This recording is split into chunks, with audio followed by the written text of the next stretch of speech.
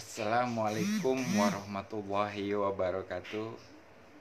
Bagi sahabat-sahabat Facebook dan sahabat-sahabat jemaah DNSA dimanapun berada, pada kesempatan siang kali ini, dalam video ini kita akan diskusi lagi dengan materinya mengatasi sensasi di saat berzikir. Karena banyak sahabat-sahabat yang mengalami sensasi di saat berzikir. Nah, kesempatan kali ini kita diskusikan bagaimana mengatasi sensasi-sensasi di saat berzikir. Karena di saat kita tidak bisa mengatasi sensasi, maka akan terputus kesadarannya, sehingga kita harus mengulang dari awal lagi gitu. Jadi apa saja sih sensasi di saat kita berzikir? Banyak teman-teman yang mengalami sensasi-sensasi luar biasa di saat berzikir. Yang pertama itu biasanya kebanyakan sensasi rasa, sensasi pikiran, sensasi diperjalankan, jiwanya keluar, masuk ke alam-alam, ketemu dengan makhluk-makhluk yang ibaratnya ada yang mengaku sebagai, ada yang mengaku sebagai ini dan itu.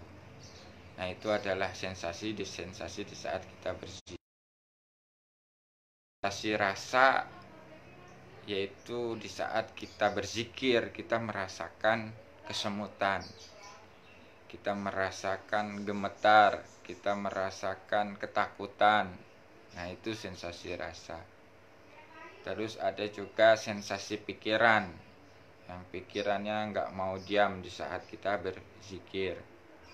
Ada juga sensasi yang disujudkan, ada juga sensasi di saat berzikir ini didongakkan. Nah, ini kalau kita berhenti di sensasi-sensasi itu, maka kesadaran kita menuju Allah itu akan terputus. Jadi bagi teman-teman yang mengalami kesulitan mengatasi sensasi-sensasi di saat berzikir, mari kita sama-sama diskusikan. Dan saya akan sedikit berbagi dari hasil pengalaman di saat saya melakukan zikir dan mengatasi sensasi yang dialami di saat berzikir. Oke, sebelum dilanjutkan, kita sapa dulu yang sudah hadir.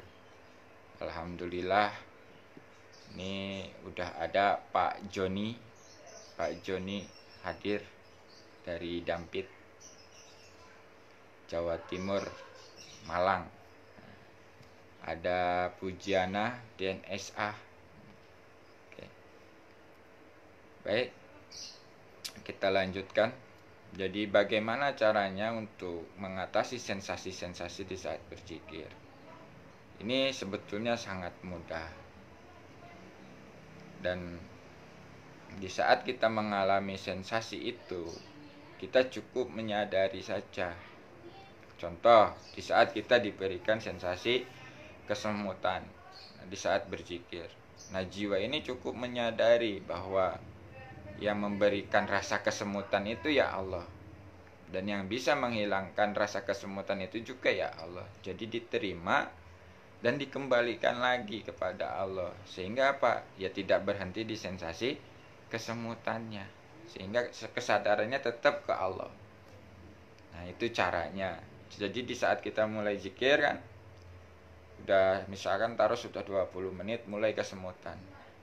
Nah, rasa kesemutan itu kita sadari bahwa yang memberikan kesemutan itu Allah, yang bisa menghilangkan kesemutan itu juga Allah.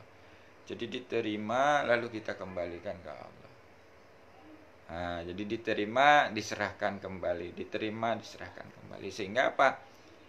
Ya tidak berhenti di sensasi yang dirasakan. Begitupun sama dengan sensasi pikiran. Di saat kita berzikir, kita mengalami sensasi pikiran. Nah, kita sadari saja. Yang memberikan pikiran ini enggak tenang, Allah. Yang bisa membuat pikiran ini tenang, ya Allah.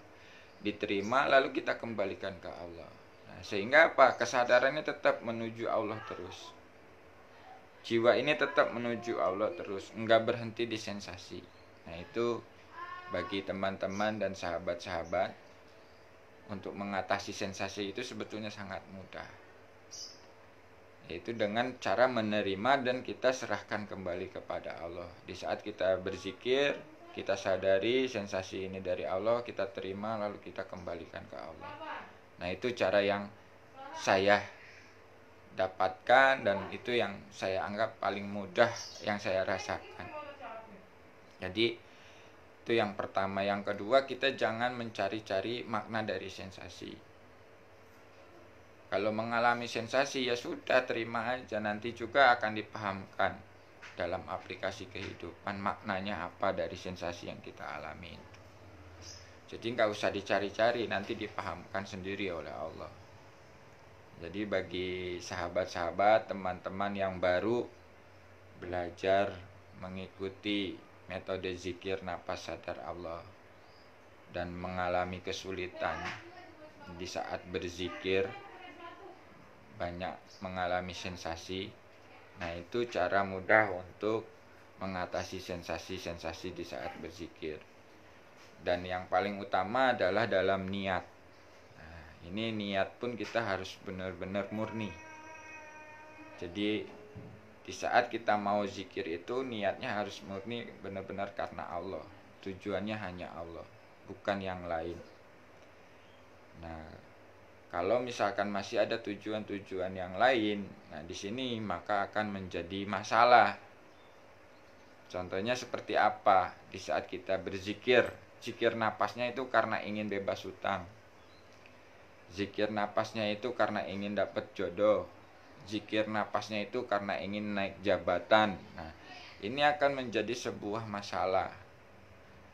Masalah apa ya? Masalah zikirnya itu tidak akan nyambung-nyambung, kesadarannya itu tidak akan aktif-aktif gitu, karena punya tujuannya selain Allah.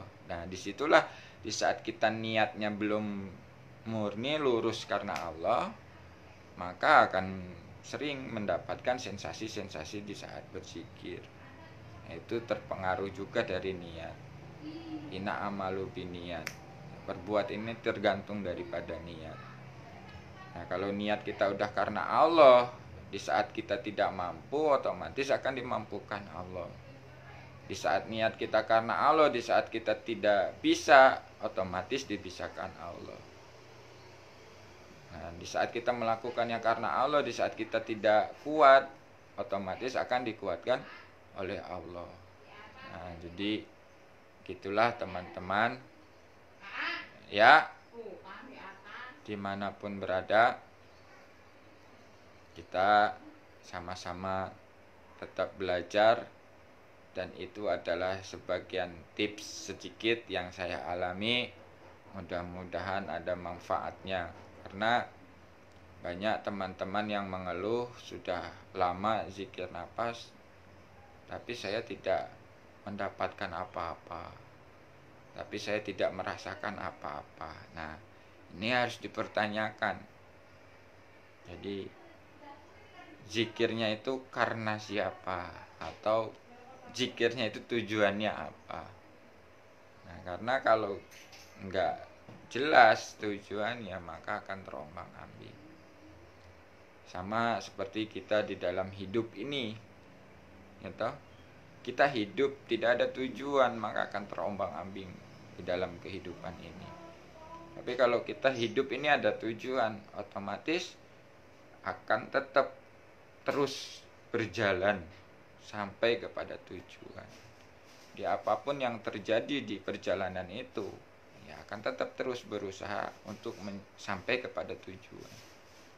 Nah, kalau yang nggak punya tujuan, maka ya akan terombang-ambing, karena nggak ada tujuannya hidupnya. Nah, kita harus pahami tujuan hidup kita itu untuk apa. sehingga kita jelas tujuannya dan tidak terombang-ambing lagi di dalam kehidupan. Nah, bagi teman-teman dimanapun berada, di saat kita memang belajar zikir nafas sadar Allah ini, ada yang cepat, ada yang lama, ada ya macam-macam. Ada yang mengalami sensasi-sensasi yang luar biasa, ada yang nggak mengalami sensasi malah. Justru yang saya tanyakan kepada pembimbing ya Pak Pur, sebetulnya zikir napas yang benar itu seperti apa? Ya ternyata di saat zikirnya itu ya sudah tidak merasakan apa-apa. Nah, itu tidak merasakan sensasi apapun. Nah, itu zikir yang sesungguhnya. Jadi di saat kita sudah mengalami ketenangan, nah di saat sudah mengalami ketenangan itu akan masuk ke daerah wilayah ilahiyah. Nah, di situ nanti ada penyaksian. Nah, bagi teman-teman, zikir napas sadar Allah, apapun yang kita alami,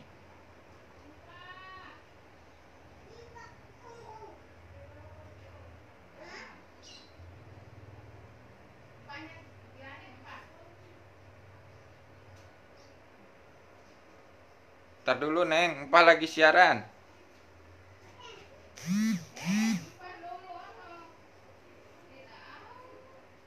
Oke, teman-teman, mungkin nanti kita lanjutkan lagi dikarenakan ini ada gangguan ini. Harus ngantar dulu istri saya ke pasar. Oke, saya jalankan amanah dulu. Kita lanjut lagi nanti mungkin sore. Bagi teman-teman yang telah hadir, terima kasih. Itu sedikit pengalaman atau cara untuk mengatasi sensasi di saat berzikir. Mohon maaf apabila ada kesalahan. Sekian dari saya. Wassalamualaikum warahmatullahi wabarakatuh.